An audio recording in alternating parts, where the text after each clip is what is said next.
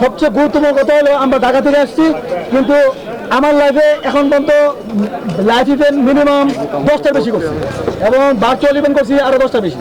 কিন্তু যতগুলো ইভেন্ট দেখলাম সবচেয়ে বেস্ট এবং সবচেয়ে হেল্পফুল এবং নাম্বার 1 ইভেন্ট হলো সৈয়দপুর ইভেন্ট।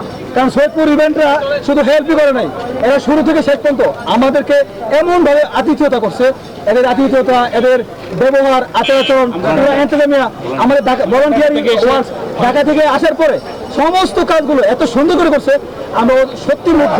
আমরা একটা বার্তা দিতে চাই, আমরা যারা ঢাকাবাসী আছি এবং ঢাকার যারা আপনারা এন্টারটেইনমেন্ট কমিটি আছেন, আপনারা রানিং ইভেন্ট করেন, দয়া করে মেহরবানি করে ব্যবসার দিকে না দেখে রানারদেরকে মূল্যায়ন করেন, রানারদেরকে উৎসাহ দেন এবং রানারদেরকে সম্মান করেন এবং ইনশাআল্লাহ দেখবেন আমাদের বাংলাদেশ চেঞ্জ হয়ে যাবে।